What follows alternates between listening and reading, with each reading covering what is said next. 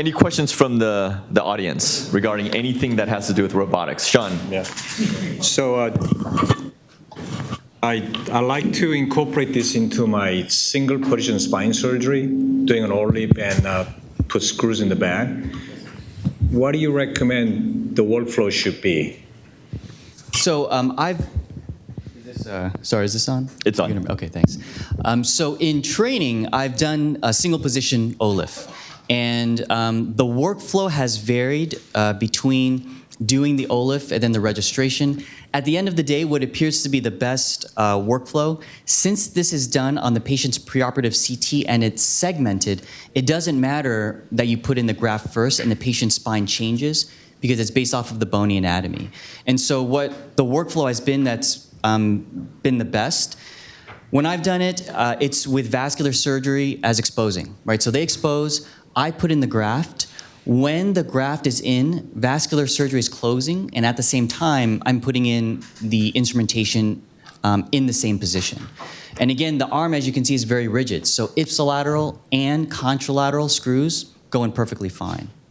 But that's been sort of the workflow, if that answers your question. So the OLIF first and then screw later? Correct, OLIF first. Would there be any utility doing the pedicle screw first and then do OLIF? You can do the pedicle screws first, but again, if you do the pedicle screws first, then you have to wait to lock in your rod. So I think that's sort of that, you have to leave your incisions open anyway. So I think initially that was done first just to make sure the screws were all perfectly where they should be, and they were. So there was never any worry about the registration. And once we were comfortable that the spine is registered perfectly whether the graft is in or not, that's when we moved to OLIF first. So that way we can open up our incision, put in the screws, lock down the rod with the graft already in position. May I ask you one more question? Yeah. How about if you want to put a contralateral side of the screw when the patient is positioned at right lateral decubitus position? Yes, so it's still possible. The patient is essentially brought as close to you as possible, and that area is prepped out, but it's actually very, very easy. The instruments are long, but because the arm is rigid, the only thing you have to concentrate on is making sure you're sterile, right? So I'm sitting on a stool, and everything goes right down that arm. And so unlike if you were to do it with nav or even fluoro, where if you're doing it with nav, you're fighting the skin the entire time. And not only are you fighting the skin, you're fighting the skin to be on trajectory. With the arm in place, you're already on trajectory the entire time. So all you have to do is just remain coaxial to that end effector, and everything is perfectly fine. The amount of time it takes to put in that screw, instead of 1 minute, it's maybe 2 minutes, because it's just a more awkward trajectory. But it by no means is difficult in any kind of way. So the patient's body has to be close to the back side of the table. Yeah, closer to the back side. So that's going to be a little bit of a problem because only 5-1, we try to bring the patient's body as close to the front because of the retractor we are using. And so if you try to put a percutaneous screws using a robot, I think I'm going to have the same problem what I'm having with the contralateral side of the pedicle screw fixation. Well, I would say we actually put the retractor, I'm not sure where you put it, we put it posteriorly.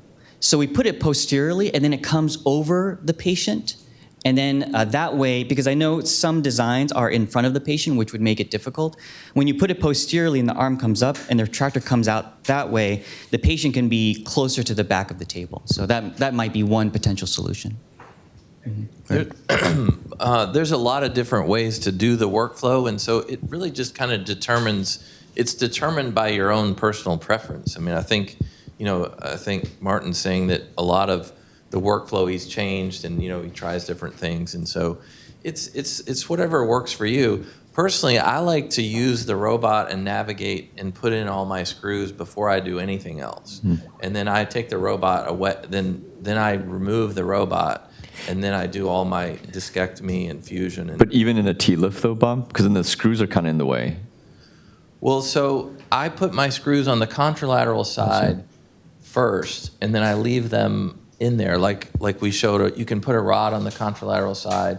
And then on the ipsilateral side, I prepare the holes and I tap them. And then when I go to put the screw in, it's moved a little tiny bit, but I can see I mean, I'm putting them in more under direct vision than, and then I can actually, the navigation kind of is off a little bit because you've distracted. But Right. So that's the question that I have, because this is fine when you're not distracting and there's no segmental motion between the two vertebral bodies, right? Right. But let's talk about TLIF, or in this case, like expandable cages, where you're really changing the relative distance between the vertebral bodies, right? So what's the workflow with the TLIF then? Well, when I prepare the holes all first, so that when I do my TLIF, the hole is prepared. But so there's then, no guide wire in there, though. No, there's no Yeah. guide wire in there. But then it's relatively easy just to put the screw in a hole that you prepared, and so it does change a little bit. That's why Martin likes to do the screws at the end, so then it's more accurate. You can see the screw going exactly where you want it to go. Yeah, so I've actually changed my workflow so that I do the graft first. So I put down my tubular retractor under, fluoroscopy. I open that up, I do my disc prep, I do my graft, and then I bring in the robotic arm to Could you register. use a robot to put down your retractor? You can, but to do that, to use the robotic arm to put down the retractor, you have to register. So you take your AP lateral, so then it understands where the segments are. Then if you put in your graft, the segments have changed in position. So that's how, that's why I just do it under a single C-arm So you'll do shot. fluoro, you'll do the decompression, you'll do the TLIF, and then you'll spin. And then I shoot the AP oblique. There's no spinning. Yeah, I mean, like, The you'll get the registration. image. You'll, Correct. Yeah, Right. and then you'll do the screws at the very end. Correct. I see. Got it. So it is a change in workflow to essentially accommodate the technology, which I truly believe is better. So if you guys could have a wish of, I wish I had this. I wish this was able to do this. What would it be with respect to the robotics? What was that? What was that back there? Making coffee. Yeah. Robots can make coffee. There's a company actually down in Southern California in the Bay Area. I'm sorry, in Northern California in the Bay Area called Cafe X that actually makes coffee. I invested in this company actually. So there's actually a company where you go there and a robot makes you high quality coffee. So it's happening. It's real. So what would it be? I mean, I want to say it's all of this is a sort of a process of philosophical discovery, right? I mean, like my analogy of driving, I think is a perfect way to do it. Do I wish that the robot could do something that it can't do right now? I think it can do everything, to be honest. It's just... So there's nothing about the robot that you're like, okay, I could use this functionality of this robot and I'm good. Well, I mean, there's always going to be improvements with regards to its freedoms of motion, the amount of levels it can register, the speed of it. I mean, and those are sort of the technical engineering applications of it, which from my standpoint is more of a 30,000-foot view.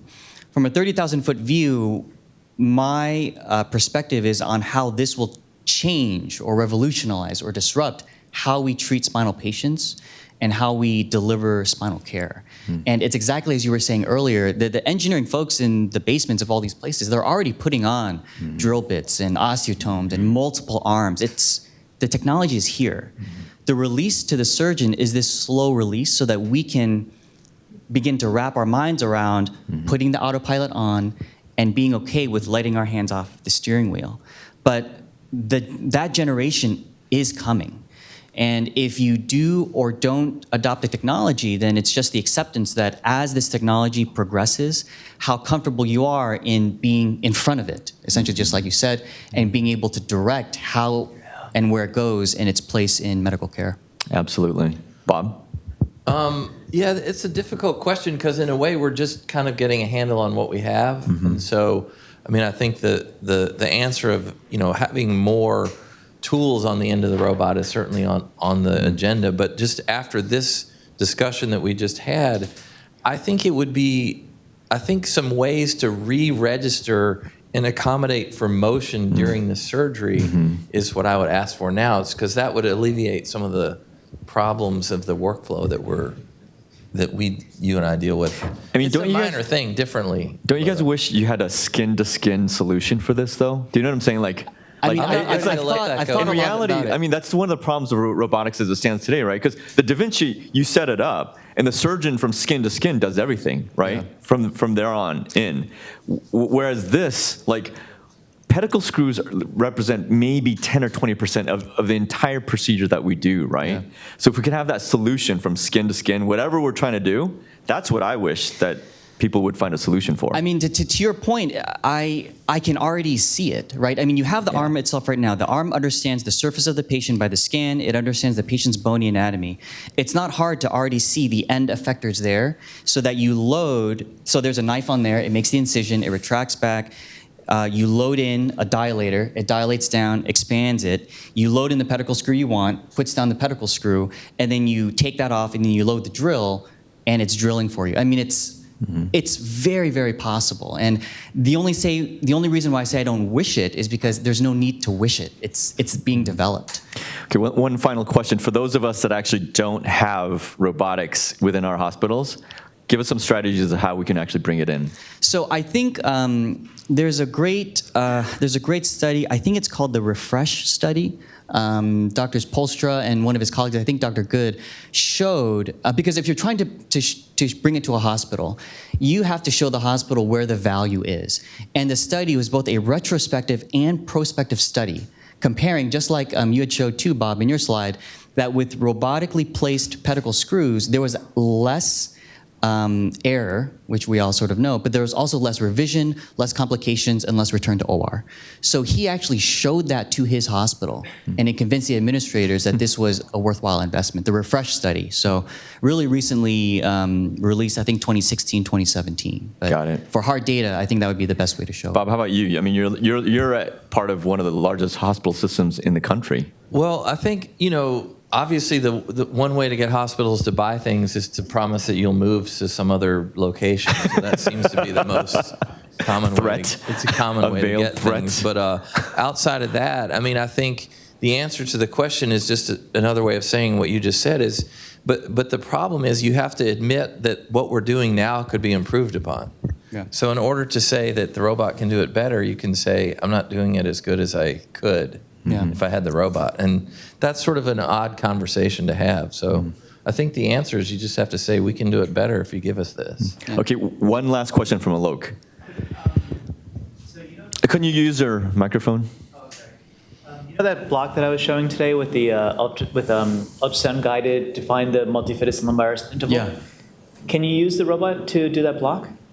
I'm sure. You need to sort of I guess a real-time ultrasound picture or an ultrasound probe that can get you to that spot. So you can, because You would can just put in. use the CT. I mean, you would have to plan your anatomy. I mean, you would have to plan the trajectory off the CT scan instead of ultrasound.